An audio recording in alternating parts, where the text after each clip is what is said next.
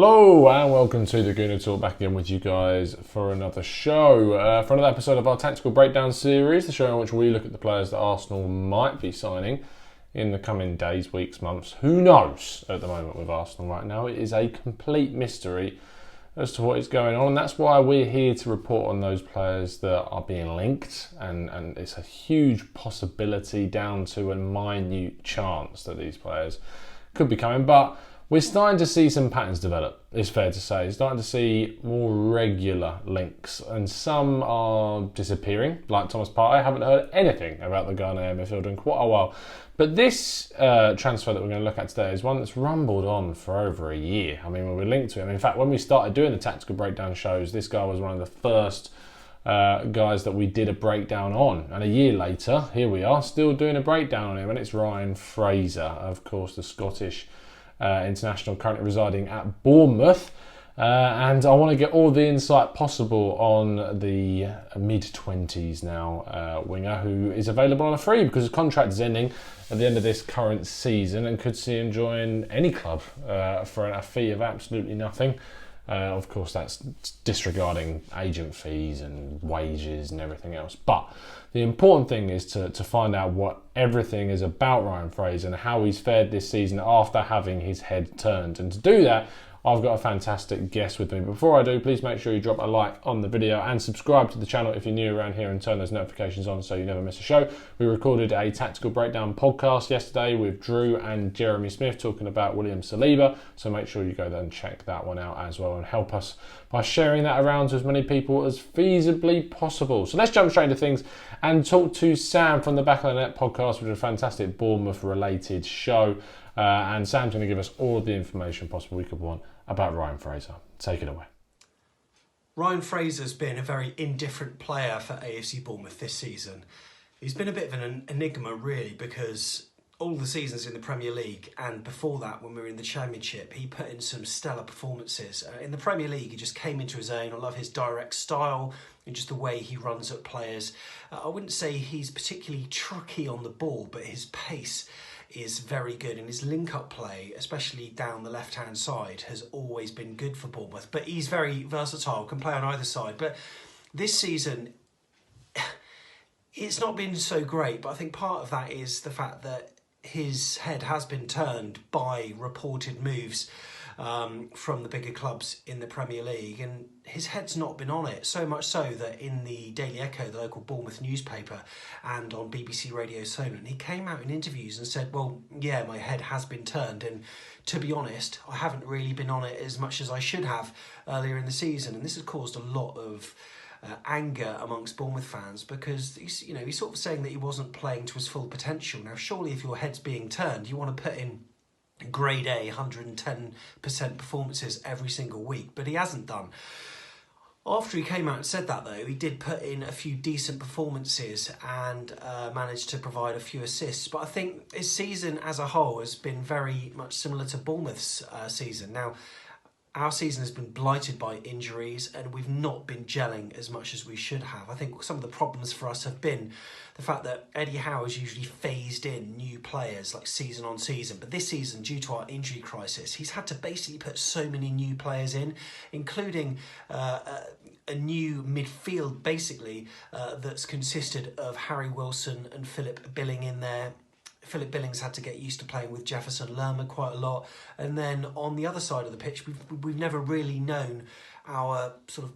Harry Wilson's been a dead cert for the right-hand side, but the left-hand side, not really sure. And Ryan Fraser was dropped a couple of times by Eddie Howe to teach him a lesson. But given the fact that he's had no competition on that left side, he's invariably been a shoo-in, yet his performances have not really been up to scratch.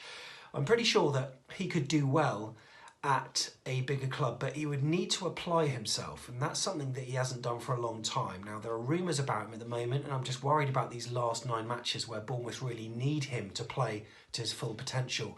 I'm really hoping he does do, because at the moment, for Bournemouth fans, he's not doing himself many favours. But what he is good at, when he is playing well, is running and being direct. He's got a shot on him, whether it's a strike from distance or a sort of slide roll pass into the corner of the net.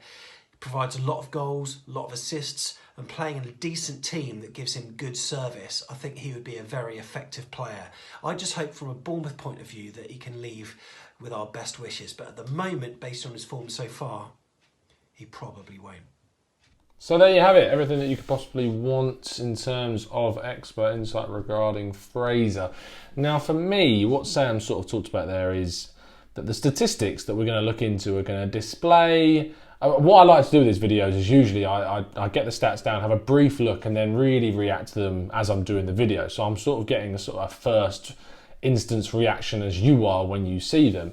And I'm expecting to see some stats that's kind of reduced, not so impressive, maybe because, as Sam was talking about, Ryan's had his head turned and isn't playing up to his true potential. So let's have a look by starting off with his heat map. So here we go, heat maps on the screen, which you should be able to see. I'm sorry about the Coutinho video, for some reason the heat map wasn't on there.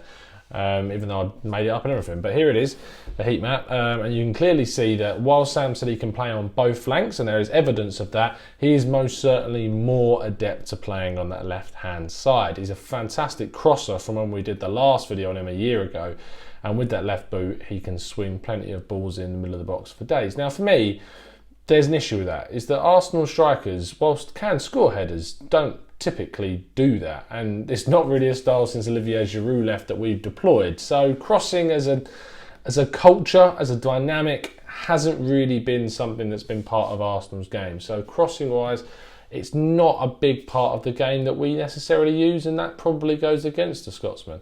If we then have a look at his attacking stats in detail then, 1 goal and 4 assists so far this season is very poor for someone that was doing much better than that last year, especially on the assist front.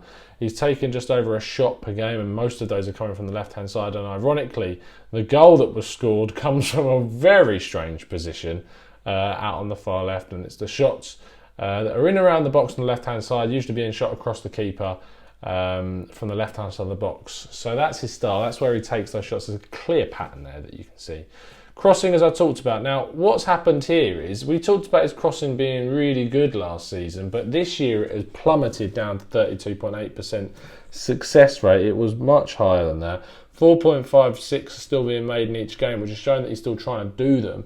And dribbles as well were something that was part of his game, but a 58.6% success rate, that's still okay. That's actually fairly decent in terms of success rate for dribbles. It's not amazing, it's not great, but it is good in terms of the feedback from that dribbles. Offensive duels, he's winning 54% of the nearly 7 of those that he's taken each game, which is also quite good. 2 touches in the penalty area in each game shows that whilst he can get in the box, that's not really his style, and he prefers to be more of a creator.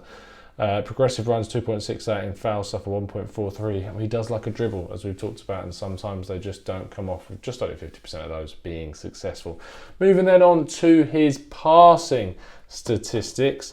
If we have a look at those, 34 passes in each game with a 76.6% pass accuracy is poor. I always say poor when these stats are in the 70s, because I just feel that a Premier League accomplished midfielder should have statistics that are in the 80s at a minimum. 90s is, I mean, low 90s for a lot of obviously players playing further back in the side is unsurprising. Players further up the field, you usually see them creep into the high 80s from that 90 position for the really, really good players, but a 70 to 80 percentage rating for a midfielder in a Premier League side is average. It's not exceptional, it's not good, doesn't make you stand out from the crowd, and that worries me a lot. Long passing was a lot more part of the Scotsman's game when he looked at him last time, and he's making less of those at 1.67 with only 54.2% accuracy. I mean, 54.2% long passing is good. It's not average, it is better than average, but he's not doing too many of them now, and that's a really odd thing to look at compared to how he played last year. 0.98 through passes with 42.9% accuracy is okay. Crossing we've already mentioned. If we go on to the pass into the final third, he's making nearly 4 of those with a 70% accuracy, just under. That's okay as a 70% accuracy, because it's they're riskier passes, but it's not. It doesn't make me think, wow, this guy is amazing. Passing into the penalty area, 4.77 and 48.9% accuracy is actually pretty good. 50% accuracy for passing into the box is okay. It's more than okay. That's probably too harsh. You can see the trend of this video where it's going. But it's an okay statistic. It is more okay.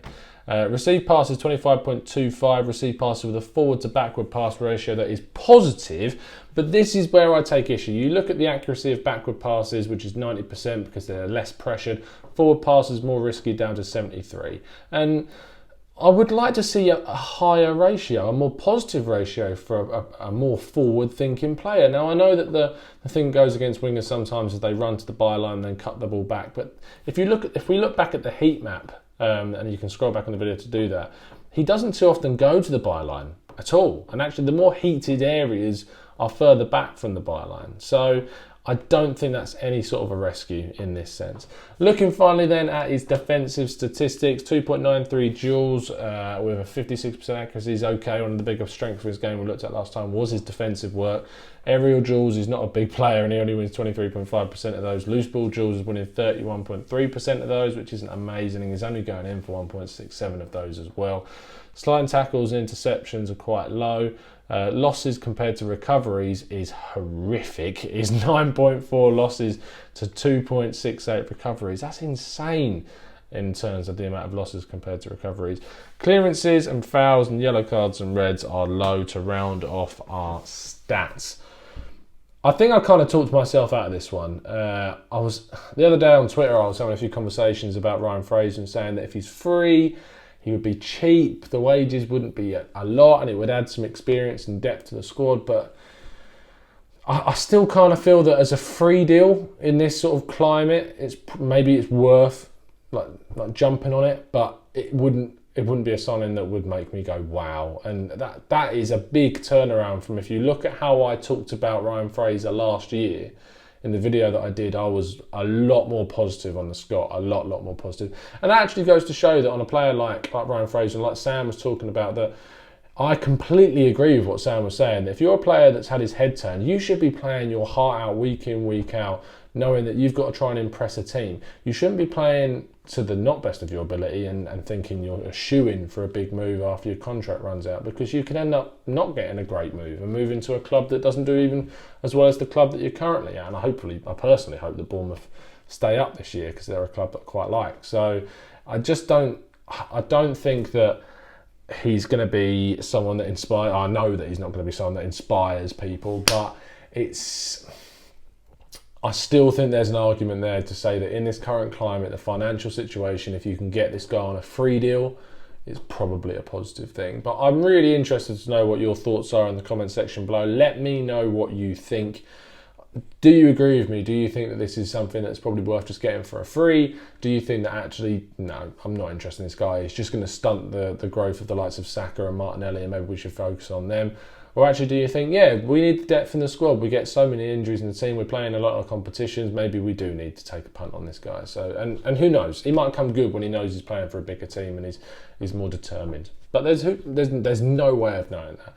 I really hope you've enjoyed the video. If you have, please drop a like on the show and make sure you're subscribed and turn those notifications on so you never miss a show. We'll be back very soon for another show. And other than that, there's nothing left to say. But of course, stay safe, stay healthy, keep looking after yourselves, and as always, up the Arsenal.